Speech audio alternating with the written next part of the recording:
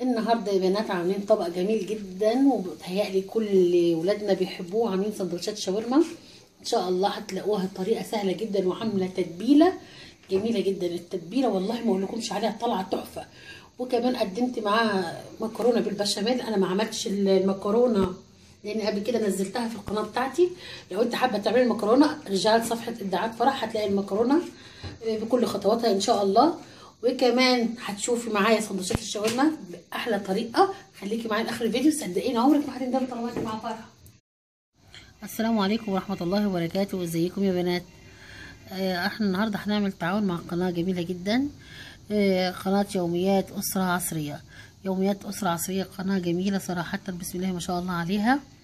قناه متميزه بشغل طبعا ايدها، بتعمل اكلات جميله جدا. وكمان بتعمل لنا يعني اكتر حاجه لفتت نظري وعجبت بيها بمعنى الكلمه ان هي عملت العيش الفلاحي. انا اول مره اشوفه صراحه. انا من الصعيد يعني، بس مش بعمله طبعا بالطريقه دي. العيش الشمسي يختلف عن العيش الفلاحي. عامله العيش الفلاحي بكل تكاته جميل جدا جدا. وكمان عامله حاجات جميله جدا في القناه هنا عنديها. وكمان يعني انا اكتر حاجه برضو لفتت نظري يا جماعه، الفيديو اللي عجبني فعلا ان هو الفيديو بتاع الريف. كان برضو من الفيديوهات المتميزة جدا. وكمان هي عندها قناة جميلة مطبخ ريري. مطبخ ريري ده برضو من المطابخ الجميلة، فيها اكلات جميلة جدا. عاملة القرنبيط وعاملة الاسماك وعاملة الكوبيبة وعاملة سلطات. يعني صراحة قناة جميلة وترتيب المطبخ. فانا حابة ان كل اصدقاء قناة ابداعات فرح يخشوا شيماء دي انسانه خلوقه جدا، ويا ريت تخشوا لها وتدعموا قناتها وتعملوا لها لايك واشتراك في القناه ويسلموا لي عليها وقولوا لها احنا جايين لك من ابداعات فرح. وتعالوا النهارده احنا عاملين نشوف الاكله بتاعتنا ان شاء الله هتعجبكم. السلام عليكم ورحمه الله وبركاته. ازيكم يا بنات؟ انا النهارده جايه باكله كتير من اصدقائي سالوني عليها وقالوا لي عاوزين شاورمه الفراخ. انا النهارده جايه نعمل مع بعضينا شاورمه الفراخ ان شاء الله. هتكون بسيطه جدا وسهله وكل اصدقائي ان شاء الله هيعملوها. هتكون ناجحه بالمقادير اللي انا بقولها دي ان شاء الله. ان شاء الله ناجحه 100%. اول حاجه هنا موجود معايا يا بنات نص كيلو الفراخ دي فراخ بانيه يعني. هتشوفيها انت دلوقتي انا بجيبها بالطريقه دي.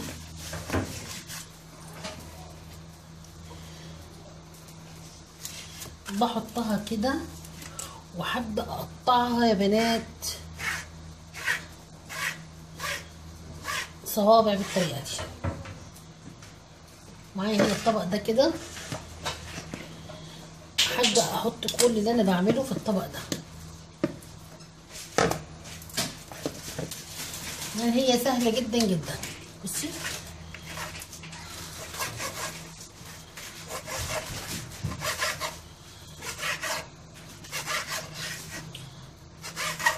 انا هقطع كل الفراخ الموجوده قدامي. انا الفراخ الموجوده قدامي نص كيلو. وبعدين هرجع لكم تاني هنشوف هنعمل ايه عشان وقت حضراتكم. كده انا قطعت الفراخ زي ما حضراتكم كلكم شايفينها كده. هاخد الفراخ دي كلها احطها كده في الطبق ده.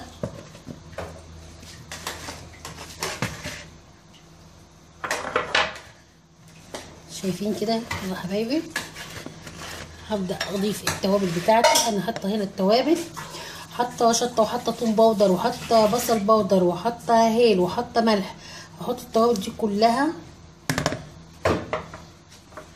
وفرمه بصلايه صغيره. وانت ممكن تحطي كوبايه زبادي، تحطي رايب. انا عندي رايب، احط نص كوبايه رايب.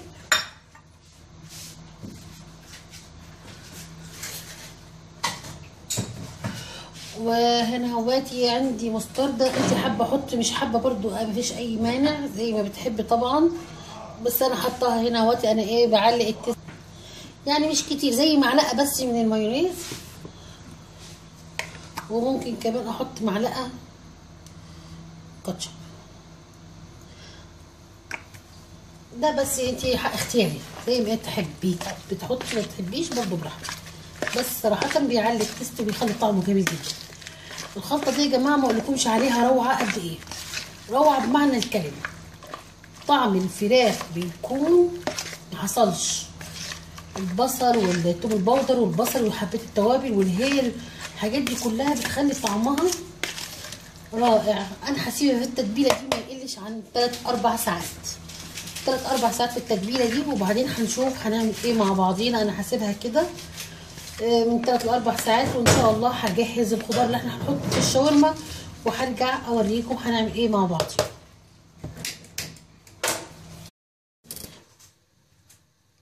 وانا كده بدات اجهز الخضار اللي انا هحطه في الشاورما، وانا بشوحها زي ما حضراتكم شايفين.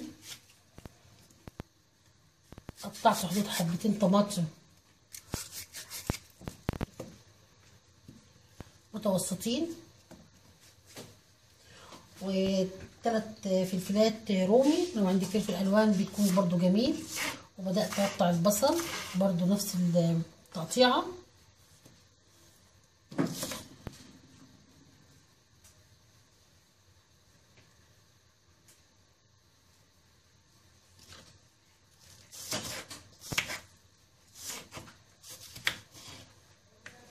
انا خلاص كده قربت كده، انا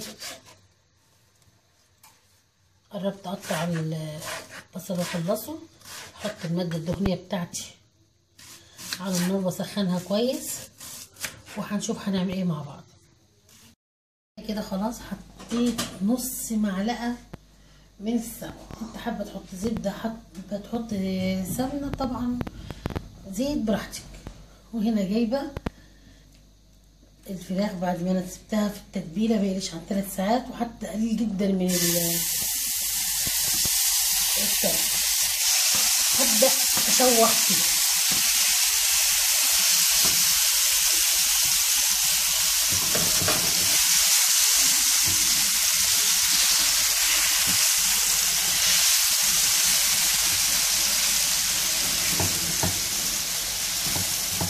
يا ريت تسخني الطاسه كويس جدا عشان تعملي له صدمه، مش عاوزه يجيب الميه بتاعته ابدا.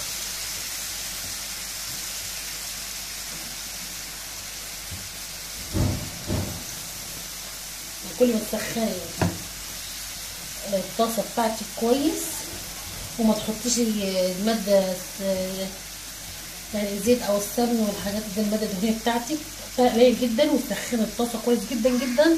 وبعدين ضيفي على طول الشاورما عشان تعمليها صدمه، وهسيبها كده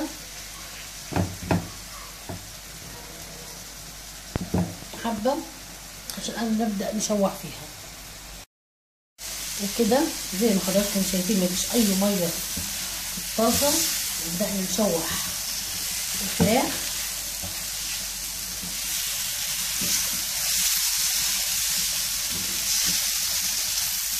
ريحه الشاورما يا بنات ما اقولكمش عليها، فظيعه والله. ريحه الشاورما جميله جميله جميله. التوابل اللي انا حطاها دي ريحه فظيعه. نفسي كلكم تكونوا جنبي عشان تشموا الريحه دي، بس واكلكم كمان. كده خلاص انا حاطه على النار، وهنشوف مع بعض هنعمل ايه في الخطوه القادمه.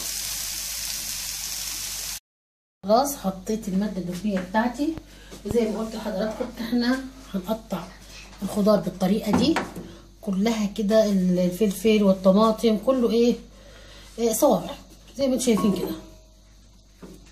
اول حاجه هبدا بيها البصل.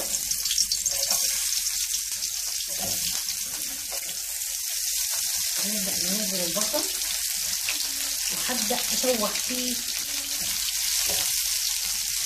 عاوزه البصل بتاعي كده يدبل، مش هحمره، انا عاوزه ادبل بصل بس.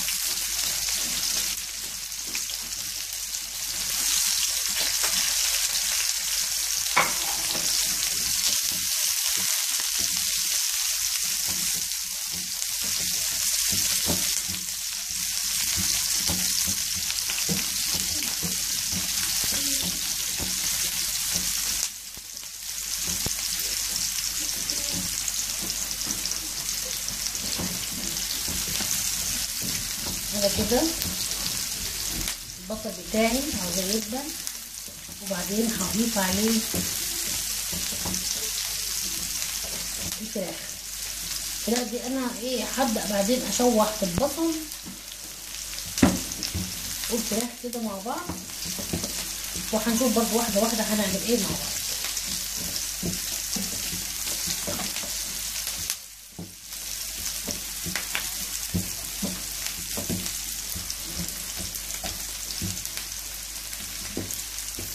التتبيله دي يا بنات عاوزاكم فعلا، يعني ممكن تكون واحده بتعملها بطريقه تانية، انا مش هقولك طريقتك وحشه، بس نفسي تجربي الطريقه دي، وكمان تكتبي لي في الكومنتات بعد ما تجربي التتبيله بتاعتي ايه الطعم اللي انت وصلتي له وايه رايك فيه. صدقيني الموضوع هيختلف معاكي خالص، لان انا يعني مش هقولك ان اول مره عملتها طلعت بطريقه، لا انا جربت قبل كده بتتبيلات غير كتير. صدقيني دي افضل التوابل واكتر حاجه عجبتني في اللي انا عملته قبل كده. ان برضو الفراخ زي ما انا قلت كله الرك على التتبيله، التتبيله مظبوطه هتاكل احلى شاورما. انا تبلت البصل مش عاوزه احمره، هنزل الفراخ اللي احنا دلوقتي شوحناها مع بعض وديناها صدمه على النار سوا كده مع بعض هنا. شوفي بقى الحركات، الله عليها يا جماعه، ريحه روعه. معايا ابني داخل المطبخ اللي ريحه الفراخ فظيعه. قلت له لو قلت غير كده مش هاكلك اصلا. احنا كده ماشيين بالقوه في البيت ده.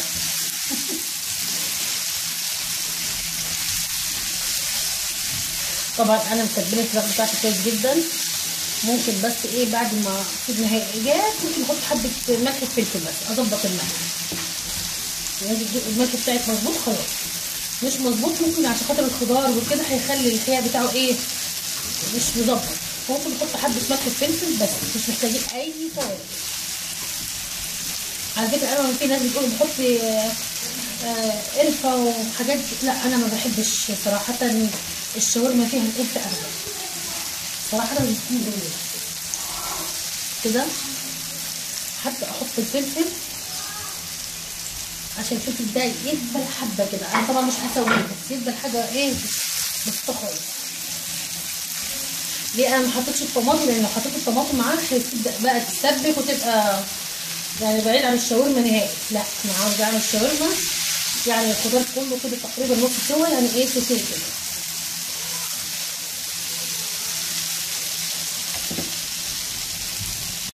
خلاص هضيف الطماطم زي ما قلت لكم، انا بحط يعني الخضار نص سوا. شايفه الفلفل ما دبلاه، مش حاجه بسيطه خالص. احط الطماطم كده، هديله تقلبتين وبعدين هنزل على طول.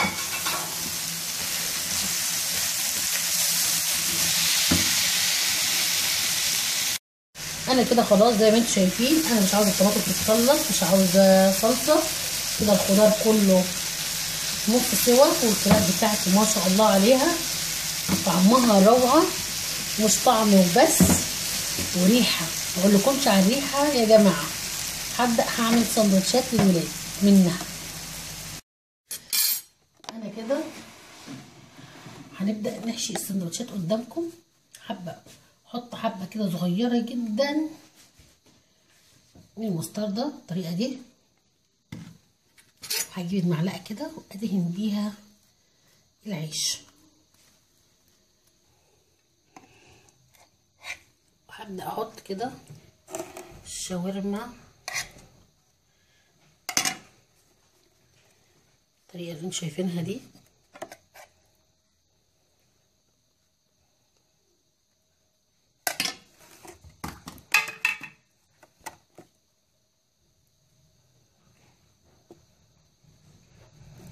شوف كده هجهز كل السندوتشات ان شاء الله، وارجع لكم اوريكم الاطباق النهائيه، وهوريكم كمان انا هقدم ايه مع السندوتشات. واحنا كده انتهينا. انا حبيت اوريكم انا عملت كمان السندوتشات وحشيتها وجهزت الاطباق. خلاص انا كده طالعه وادي الاطباق للولاد. انا برضو قدمت مع الشاورما فكره ليكم لو حابين تعملوها. عامله معاها مكرونه بشاميل. دي انا صراحه الولاد عندي بيحبوهم جدا، ما اقولكمش قد ايه هم بيحبوا المكرونه البشاميل، فدائما صراحه بعملها. فيا رب الفيديو يكون خفيف على قلبكم وسهل كده وبسيط.